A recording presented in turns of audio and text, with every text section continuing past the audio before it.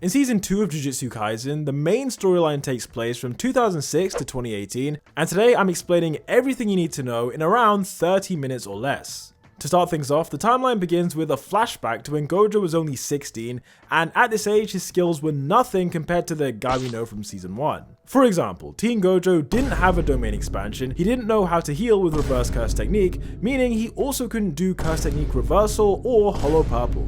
Now, despite all that, he was still the strongest pupil at Jujutsu High, alongside his classmate Suguru Geto. Unlike Gojo, Geto came from a regular family of non-sorcerers, but by some miracle he was born with arguably the most adaptable curse technique in history. The name of this power was Curse Spirit Manipulation, and it gave Suguru potential to absorb an infinite number of curses, including powerful special grades, and then control them like his own personal army. Although the technique has some drawbacks that we'll explain later on, for now all we need to focus on is the process of absorbing curses. According to Geto, each curse tasted like a rag used to clean up vomit, but there were two reasons why he was willing to make this sacrifice. Reason 1, Suguru believed that in society the strong should protect the weak, hence why he wanted to use his ability to protect non-sorcerers. Reason 2, even though no one could relate to his experience of eating curses, his friendship with Gojo meant that Geto never really felt alone. Sadly, one day all of this began to fall apart when the students were sent on a mission to rescue this teenage girl.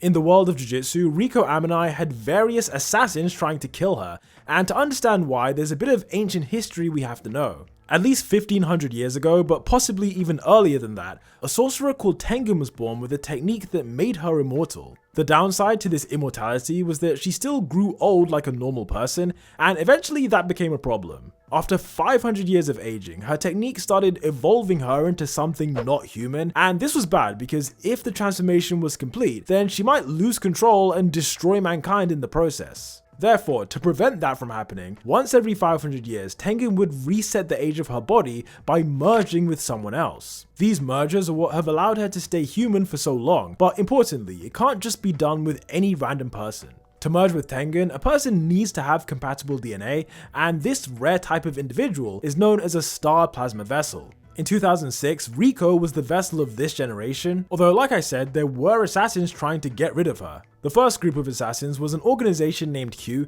who were trying to change Jujutsu society by forcing Tengen to evolve. By contrast, the second group trying to kill Riko was the Time Vessel Association, who were mainly non-sorcerers that worshipped Tengen. To be specific, followers of this religion thought that Tengen was a god, and they didn't want their god to become tainted by merging with a regular human. For that reason, the group hired an assassin called Toji Fushiguro, whose job was to terminate Riko before the merger could happen. An interesting fact about Toji is that his dad used to be the leader of the Zenin clan, but Toji himself left the family after suffering from years of abuse. From a young age, the Zenin bullied him due to his lack of talent, since he was the only known person on Earth to have no cursed energy. Generally speaking, the top sorcerers have mountains of cursed energy, while even non-sorcerers have tiny amounts. So yeah, Toji was just an embarrassment to the clan. However, what the Zenin failed to appreciate is that in exchange for zero cursed energy, Toji was blessed with superhuman strength and sharp senses that enabled him to see curses. These gifts made him incredibly dangerous, but to kill Riko, he still had to get past the strongest sorcerer team. Within hours of being given their mission, Geto saved Riko from Q's assassination attempt, while Gojo defeated their best soldier and caused the group to break up. From here, the plan was to safely bring Riko to Jujutsu High, but things began to go wrong when she chose to visit her school friends one last time. The reason this was even allowed was because Tengen gave orders to do anything Riko wants, since the merger wasn't scheduled to happen for 2 more days. Now, predictably, while at school she was targeted by assassins again, only this time the killers were recruited by Toji. As part of his master plan, he knew that if Gojo was at full strength, then it'd be impossible to get close to his target. That's why, to reduce Gojo's stamina, he offered 30 million yen to anyone who could kill the girl within 2 days. The genius of this plan is that firstly, you get a bunch of people fighting for you, and you don't even have to pay them since they're guaranteed to lose. Secondly, the existence of the bounty itself made Gojo paranoid, to the point where he didn't sleep for 2 nights out of concern for Riko's safety. This meant by the day of the merger he was exhausted, and when the bounty finally expired, he thought it was safe to let his guard down. That mistake is how Toji was able to catch him by surprise in this scene, and after a very tactical fight, Gojo dies. At the same time, deep below Jujutsu High, Riko was almost ready to do the merger, but at the very last second she was given a choice. As we know, being the star plasma vessel is a big sacrifice because you're essentially asking a child to give up their whole life so that Tengen gets a new body. From the start, Gojo and Geto weren't the biggest fans of this idea, and they agreed to support Riko and possibly even fight Tengen if she decided not to merge. When presented with the option to have a normal life, an emotional Riko did choose to go back home. However, the moment was ruined when Toji showed up and killed her. Yeah, this guy is just really good at his job. What followed this was an epic battle between Geto and the assassin, and during this fight we saw one of the drawbacks of cursed spirit manipulation. For context, one reason why Toji was such a great hitman is that he had a one-of-a-kind collection of weapons that could negate cursed techniques, boost his own strength, and cut directly into the soul. These tools were all stored inside of a small cursed spirit that he tamed, but from Geto's perspective, he assumed that he'd be able to absorb it. Sadly, what he didn't know at the time is that in rare cases where a cursed spirit has a master, the curse can only be absorbed once the master is defeated. Due to this miscalculation, he got ripped apart by Toji, and the only reason he wasn't killed is because if he died, all of the curses inside him would be released. Understandably, Toji didn't want to deal with that, and so he left Jujutsu High with Riko's dead body and brought her to the Time Vessel Association. There he received the money they owed him plus a bonus on top, but on the way out he was confronted by Gojo. As it turns out, when Satoru was on the verge of death, he put everything he had into learning reverse curse technique. Quick reminder, reverse curse technique is when you multiply negative cursed energy with more negative energy to create a positive energy that can repair the body and fuel cursed techniques. With his life on the line, Gojo finally realized how to do this, allowing him to heal from his injuries and awaken a new level of Jujutsu. This upgrade is how he was able to destroy Toji with Hollow Purple, although before the assassin died, he revealed something interesting. For context, 4 years earlier, Toji's wife gave birth to a son called Megami, but she died shortly after he was born. Her death basically led to Toji spiraling out of control, and so to make some money, he agreed to sell his son to the Zenin clan. The deal was that Megami would be handed to them once his curse technique appears, but deep down, Toji knew it'd be an awful place to grow up. That's why, with the final chance to fix his mistake, he told Gojo about the situation, hoping he might interfere.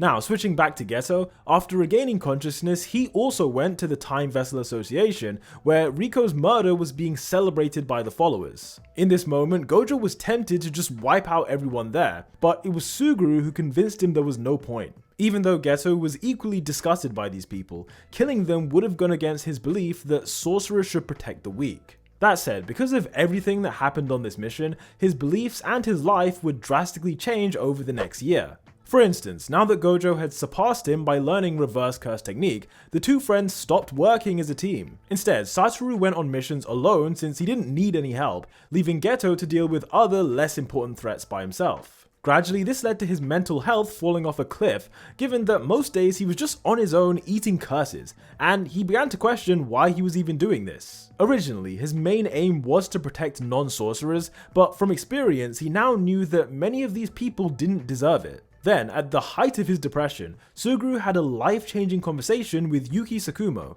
Back in 2007, Yuki was the most powerful sorcerer besides Gojo, and her dream was to create a world with no cursed spirits. If you've seen my video explaining season 1 of JJK, you know that spirits are born from cursed energy that leaks out of normal people. Therefore, Yuki theorized that to stop curses being born, you have to somehow remove cursed energy from the world so that everyone becomes like Toji, or you teach mankind to control cursed energy, thereby preventing any leaks. During this discussion, Geto realized that a third option would just be to exterminate all non-sorcerers, and Yuki even admitted this might be an easier way. As a side note, something else she revealed was that despite Riko's merger not happening, Tengen hadn't become a threat to humanity like they feared.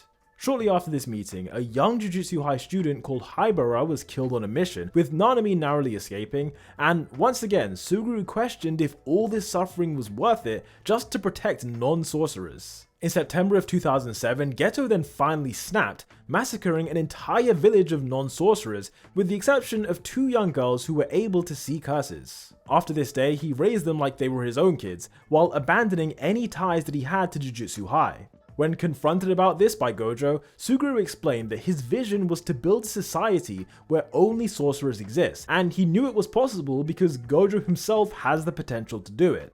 In other words, if Geto could be as strong as Gojo, then it'd be pretty easy for him to wipe out non-sorcerers, so the fact it can be done is why Suguru wanted to give it his best try. Following this, the two friends then went their separate ways, with Satoru eventually going on to cancel the deal that Toji made with the Zenin. Instead, he made arrangements so that Megumi and his stepsister were taken care of, as he planned to develop Fushiguro into a powerful ally. Meanwhile, Geto used brute force to take over what remained of the Time Vessel Association. This move gave him access to huge financial resources, and for years he gathered followers who shared his beliefs. In 2017, Geto and his minions then took the first step towards eradicating non-sorcerers, and if you want to know how that ended, I'd recommend watching my breakdown of the Jujutsu Kaisen movie. For everyone else, let's flash forward by 10 months to when Gojo sent his students on a mission. In case you forgot, at the end of season 1, Satoru believed there was a traitor at Jujutsu High, given that Mahito's group clearly had access to inside information. After looking into it, the prime suspect was identified as Mekamaru, who was a student that we first met during the Goodwill event. Back then, Mekamaru, whose real name is Kokichi Muta, revealed that he lived in constant pain, couldn't use his legs, and had skin so sensitive that it would sting if light touched it. For that reason, his real body never leaves his secret base, however, his technique allows him to communicate through these puppets. The mission for Megumi's class was to ask the real Kokichi some questions, but when they arrived, it was clear he'd sent them to a fake location. By itself, this showed he had something to hide, and at Mekamaru's actual base, he received a visit from Geto and Mahito. It turns out that months earlier, these three had made a binding vow, which is an unbreakable contract between sorcerers. The deal was that Kokichi would gather intel for them using his puppets, explaining how the curses knew where and when to find Gojo in season 1. In exchange, Mahito agreed to fully heal Mekamaru, which is something only he can do. Remember, because Kokichi was born with a heavenly restriction, it's not like you can fix him with reverse curse technique, otherwise the school could have done it a long time ago. Mahito is different because his technique lets him reshape the soul, and with a single touch, he turned Mekamaru into peak physical condition. Now, you might be wondering, why did they try to kill each other right after this? And the answer comes down to Kokichi himself. Unlike the other humans who work with Mahito, Kokichi was never evil. In fact, he openly said that he thinks of Mahito as scum. To him, all that mattered was getting healthy so he could finally meet his friends, especially Miwa, meaning the binding vow was purely business. As soon as Mahito healed him, it meant the vow was now complete, and from this moment, both sides were free to act how they wanted. In an ideal world, this is when Mekamaru would have escaped to warn Gojo about the villain's plans, but Geto prevented that by surrounding the whole area in a curtain. Quick reminder, a curtain is a barrier made from cursed energy, which can be used to stop people from coming in and also to stop people from escaping. Geto's barrier left Kokichi with no choice but to stay and fight, and to make things worse, he couldn't call for help since curtains do interfere with signals. Now, by himself, the odds of Mekamaru beating a special grade curse and special grade sorcerer were low. In fact, Geto felt so unthreatened that he didn't even bother to fight. Instead, he just let Mahito have some fun, and to be fair, Kokichi's strategies did at least make things interesting. However, one thing we should never forget is that at any time, Geto could have summoned many more special grade curses, and it was his decision to hold back and do nothing that made it seem like Kokichi had a chance. In reality, he was never going to escape, and after Mahito killed him, he confirmed that the battle looked more dangerous than it was. With Mekamaru being dead, there was now no one left who could spoil their plans, and I'm going to take a quick second to explain what their plan is. In season 1, we learned that the goal of Mahito's group is for curses to replace humans as the dominant life forms on the planet. To make that happen, they first had to get rid of Satoru Gojo, because as long as he's around, it's impossible for curses to take over. Originally, Jogo didn't believe this, which is why he personally tried to kill Gojo himself, but after this beatdown, they realized he was invincible. That's why, instead of trying to kill Satoru, Geto proposed that they seal him away. To be specific, in Geto's possession was an object known as the Prison Realm that can seal anyone inside as long as you satisfy two conditions that we'll discuss later. For now, all we need to know is that to make the Prison Realm work, the curses had to create a situation where Gojo was isolated, distracted, and couldn't use his full power. This is what brings us to Shibuya on the night of October 31st, when thousands of people were in the area to celebrate Halloween. At exactly 7 PM, Mahito's group put up a massive curtain that trapped these civilians inside, and a side effect of the barrier was that phone signals were also blocked. Now, at first, people didn't really notice anything was wrong, since the barrier was invisible to most non-sorcerers. As time went on though, more and more civilians realized they couldn't leave, and without signal there wasn't a way to call for help. Then, according to this random guy, people were told that their only way to escape was to bring Satoru Gojo to Shibuya. Obviously, no one here knows who Gojo is, but in order to escape, they went up to the edge of the curtain and started calling his name.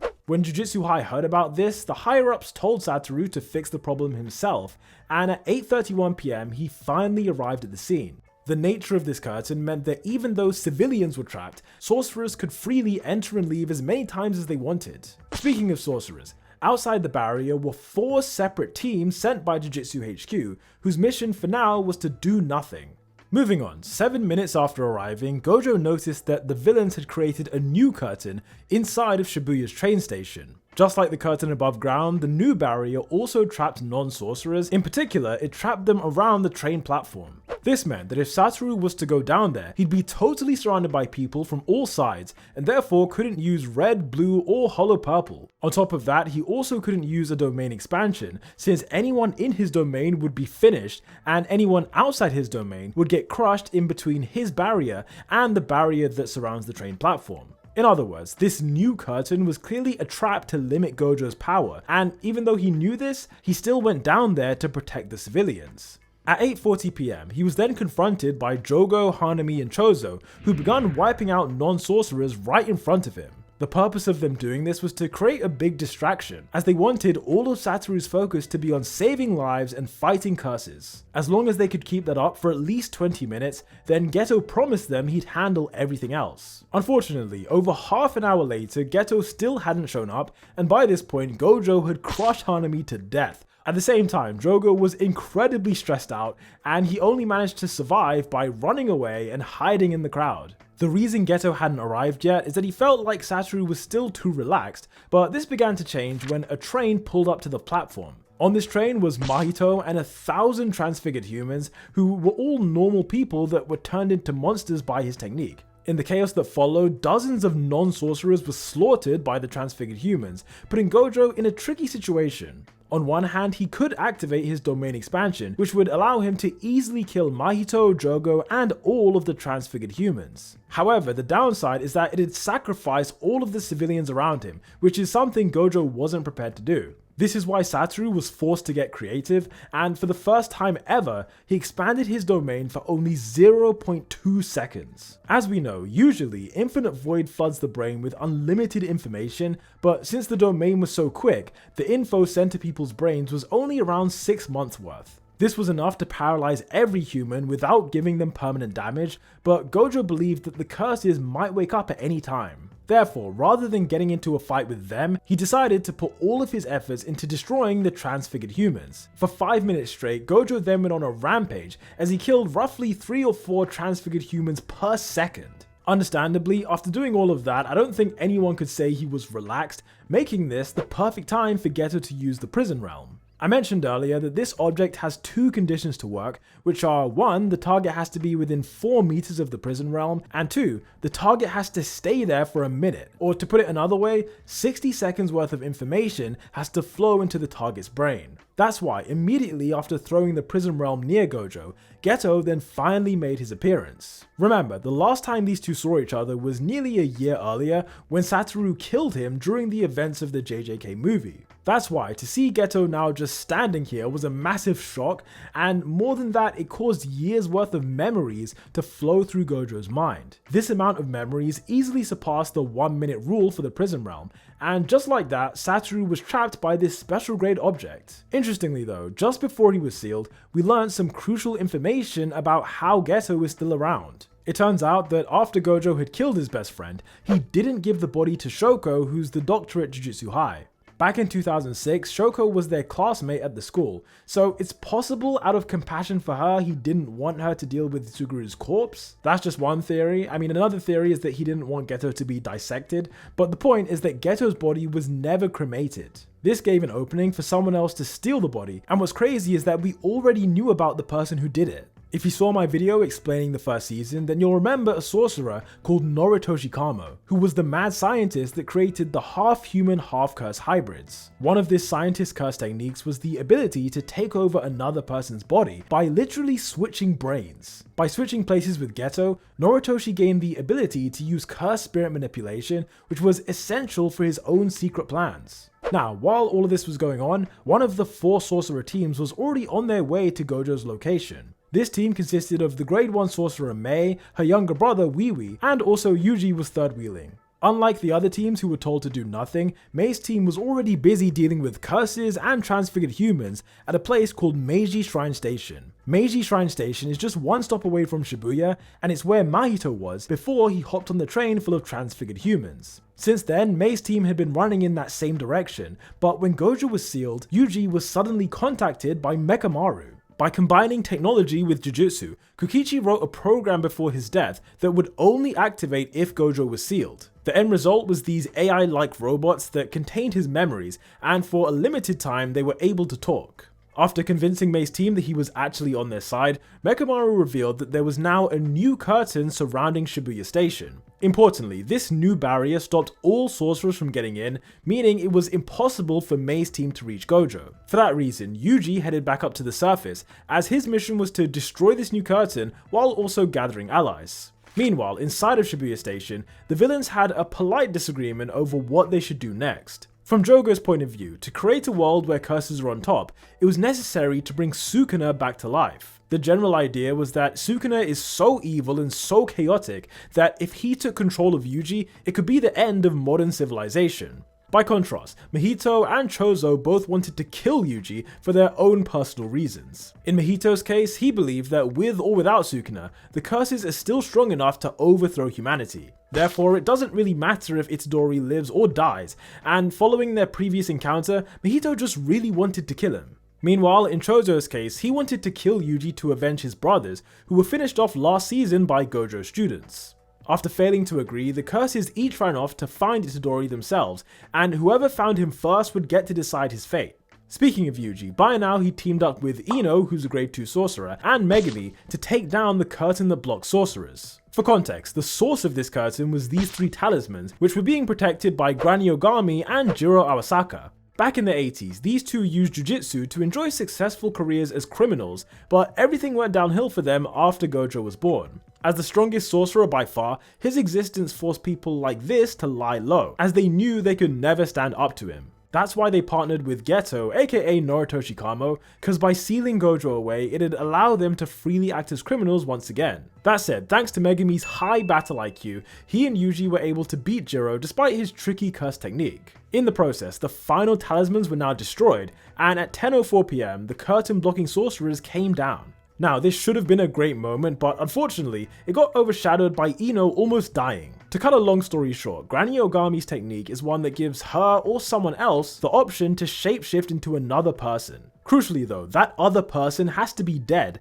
and in this case, Ogami transformed her grandson into Toji Zenin. This gave her grandson all of Toji's physical attributes, and within seconds he pulverized Ino and threw him off a building. With Ino being down, that forced the sorcerers to kind of rethink their next move, with Megami leaving to get Ino some help, while Yuji headed to Shibuya Station alone. What's unlucky is the second he arrived, Chozo was right there, instantly beginning their fight to the death. When it comes to Chozo, his curse technique is blood manipulation, which you might have noticed is the exact same as Noritoshi from the Kyoto school. However, the main difference between them is that because Chozo is half human and half cursed spirit, he doesn't run out of blood. As long as there's cursed energy in his system, he can generate blood forever, meaning his attacks can be more adventurous than Noritoshi. On top of that, he's just a more naturally talented sorcerer, and throughout his fight with Itadori, he quickly adapted and countered Yuji's tactics. After knocking him unconscious, Chozo had the chance to then kill Itadori, but at the last moment he felt something.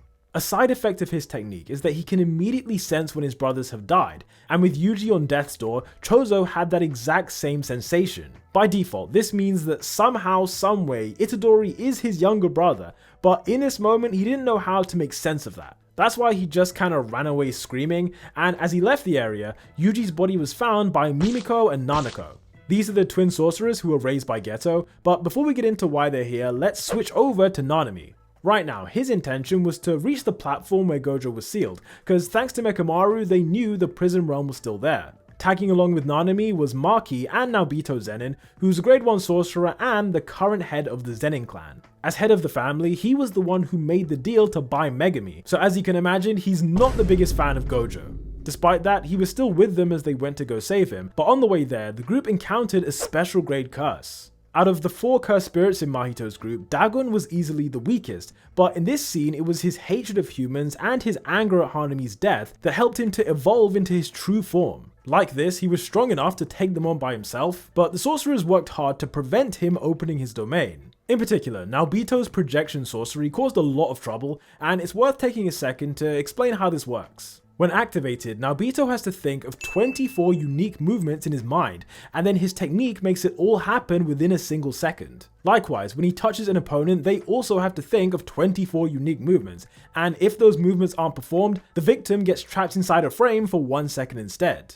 Anyway, after a big struggle, Dagon does eventually open his domain. However, things kind of go off script when Megami shows up to open his. As we know, when 2 domains are open at the same time, they fight for control until the strongest domain takes over.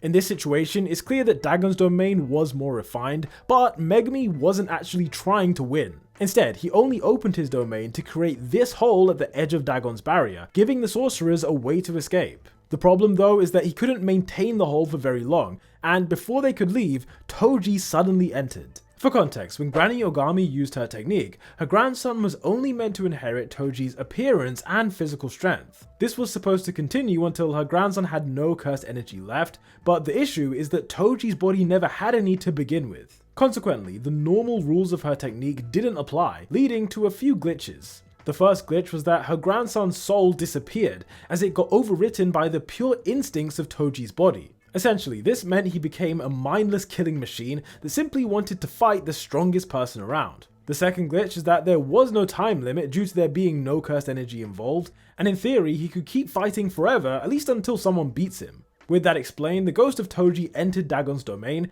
and with a small assist from Naobito, he casually finished off this special grade curse. Following that, his attention immediately turned to Megami, not because it's his son, but because Fushiguro was the next strongest person to fight. By this point, Nanami and Naobito were heavily injured, and so they got ignored as Toji brought Megami outside the station. At the same time, Jogo showed up right after they left, and as revenge for what happened to Dagon, he cooked Maki and both of the grade 1 sorcerers alive. In fact, in this scene, it looked like he planned to burn Naobito for a second time, but before that could happen, he felt Sukuna's presence. To be specific, he actually sent Sukuna's finger, and that's because Minako and Nanako had just fed one to Yuji. Their motivation in doing this was to ask Sukuna for a favor, as they needed someone on his level to kill the fake Geto. Him being dead would allow them to get their master's body back, since they never really agreed with it being used in this way. Now, within seconds of feeding Yuji, Jogo then appeared, and he came armed with 10 of Sukuna's fingers. Many of these fingers were the ones they stole from Jujutsu High,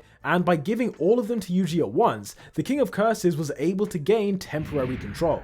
One of the first things he did was to slice up Mimiko and Nanako for trying to negotiate, but with Jogo he had a lot more patience. This is because Jogo didn't ask him to do anything, rather he simply suggested that Sukuna could take permanent control of Yuji by making a binding vow. Crucially, what Jogo wasn't aware of is that last season these two already made a binding vow that would allow Sukuna to take over when he felt the time was right. For that reason, he wasn't interested in Jogo's proposal, but to show his appreciation for the fingers, he offered the cursed spirit a deal. The agreement was that if Jogo could land a single hit on Sukuna, then he'd help them massacre every human in Shibuya, except for one.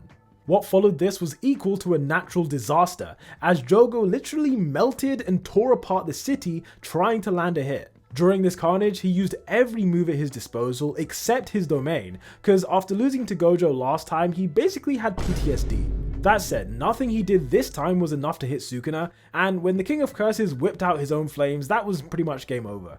This fire is an aspect of Sukuna's technique not explained in Season 2, but based on what he said, we know it's a power he's obviously used in the past that he assumed was well known by sorcerers. After using his flames to burn Jogo to a crisp, Sukuna then sensed there was something wrong with Megami.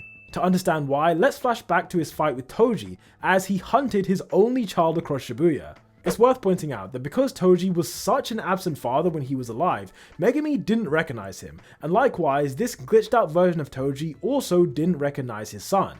However, in the end, after nearly killing Megumi several times, Toji's ghost finally made the connection, and he was actually happy to find out that his son didn't join the Zenin clan. Following that, he offed himself to prevent any more violence, but as Megumi left the area, he was ambushed by Haruta. Quick reminder, Haruta is a longtime member of Mahito's group and a person who exclusively likes to fight weaker opponents. Earlier that same night, he attacked Kugisaki, Ajichi, and other minor characters, but was beaten to a pulp when an actual grade 1 sorcerer showed up. Having woken up from that, Megumi was his first victim, and considering what he went through, with opening his domain and fighting Toji, he just didn't have the strength to fight back. At the same time, Fushiguro didn't want to just die for nothing, and so he decided to at least take Haruta down with him. As we know, Megumi's curse technique gives him access to 10 Shikigami, but in order to control them, they first have to be tamed in a ritual.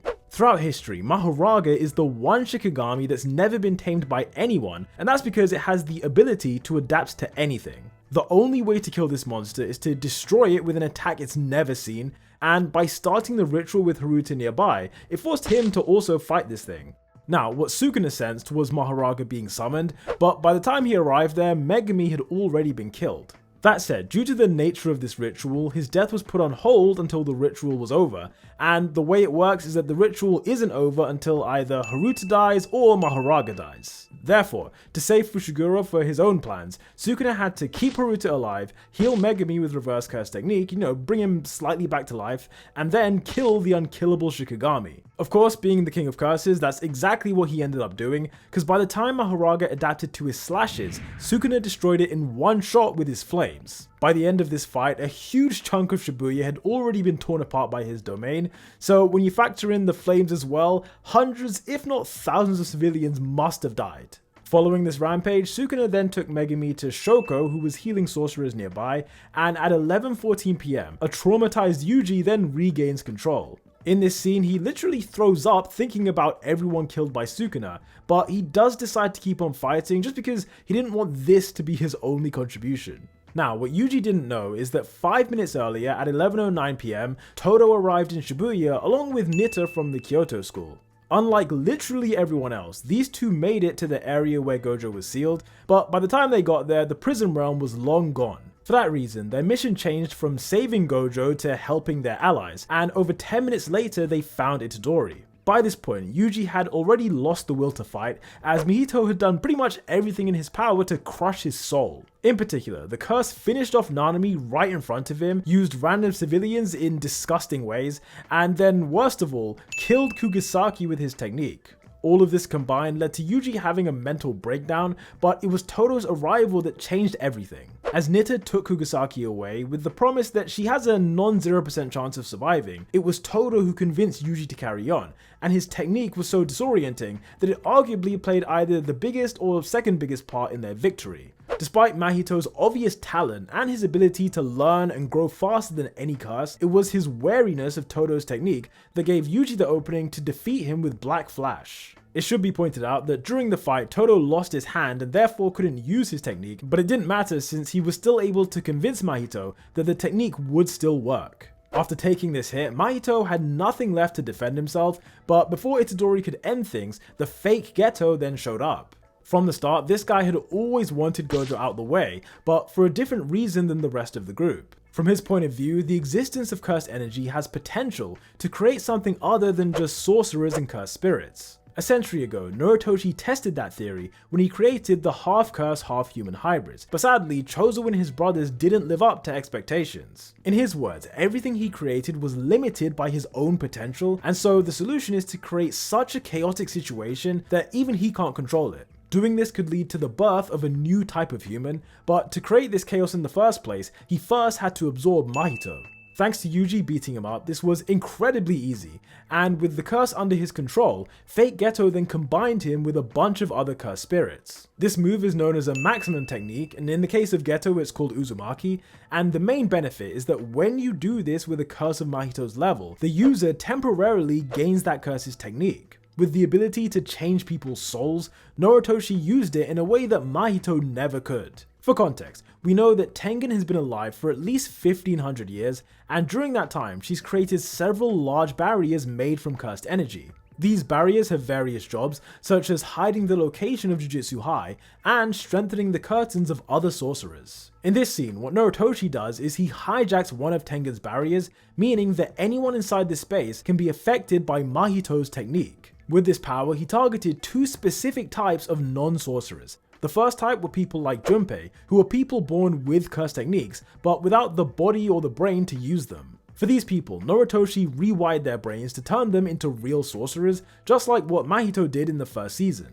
The second type of non-sorcerer was a lot different, as it's people who've been forced to eat cursed objects. In particular, Noritoshi revealed that for the last 1,000 years, he's been secretly making deals with ancient sorcerers. When these ancient sorcerers died, their souls were then stored inside of cursed objects, just like Sukuna's finger, and the fake Geto has been feeding those objects to innocent people. One of these victims was Megami's stepsister Sumiki, but unlike Yuji, her body wasn't strong enough to be a vessel. To fix this, Noritoshi used Mahito's curse technique, meaning that now Sumiki and people like her will be in a similar situation to Itadori. Now, as if all of that wasn't enough, the fake Geto then confirmed he has plans to make all of these new sorcerers kill each other, to increase their understanding of cursed energy. Importantly, he doesn't reveal how he's forcing everyone to fight to the death, but the implication is that by making everyone have these battles, it'll lead to some kind of evolution for humanity. Moving on, the fake Geto then finally leaves Shibuya after giving his big speech, but as he does this, he releases at least 10 million cursed spirits. Not only did this allow him to escape with the prison realm without much trouble, but it forced the sorcerers and the government to put all their focus on helping civilians. In fact, in the anime, we see some unknown low-level politicians debating how to react, as the curses cause mass chaos in every corner of Tokyo. During this chaos, millions of people were evacuated, and the main job of the sorcerers was to protect those civilians while dealing with as many curses as possible. On top of that, to explain the need for the evacuation in the first place, the existence of cursed spirits was made public for the first time, although the government doesn't exactly tell the whole truth. The story that the evacuees were told was that cursed spirits only appear in Tokyo, and this was a strategy so that all of people's negative emotions and their negative cursed energy would be drawn to this one city, rather than spreading across the whole country. Naturally, the destruction of Tokyo also had a bad impact for Japan's economy, with Mei selling off all of her Japanese assets. Using her brother's technique, they were able to escape the country a lot earlier after coming dangerously close to being killed by the fake Geto. Finally, within Jujutsu Society itself, the higher-ups made 5 important declarations. With Geto seemingly being alive, the first declaration was that his death penalty was reinstated. Back in 2007, he was originally given the death penalty, but obviously Gojo chose not to kill him, and Yuki kinda just does her own thing and doesn't follow orders from Jujutsu High. Therefore, there wasn't really anyone else who could kill him, and so he was able to operate for 10 years just doing his own thing. The second declaration was that Gojo is an accomplice to everything that happened in Shibuya, and not only is he expelled from Jujutsu Society, but any attempt to free him is a crime. To put it simply, this rule was only made because the higher-ups were sick of him, since he frequently went against their wishes, interfered with politics, and saved whoever he wanted. By them making it appear that he was somehow responsible for Shibuya, the higher-ups were basically trying to preserve their own power, even if it meant sorcerers losing their greatest weapon. Anyhow, the third declaration was that Principal Yaga was sentenced to death, and this makes sense when you consider that he was the teacher to the 2 sorcerers currently being painted as villains. Lastly, the fourth and fifth declarations were that with Gojo being gone, Yuji is now set to be executed immediately, and Yuta Okotsu is his executioner. I'm sure most of you watching know who this is, but just in case you might not, Yuta Okotsu is a special grade sorcerer who was the protagonist of the JJK movie. On screen now should be a direct link to my review of that, so please check it out if you're interested, and for everyone else, thank you so much for watching. This is my first video of the year, so I'd really appreciate any comments, likes, and subscriptions as I'm trying to hit 500k subs in 2025. Until the next one, peace out.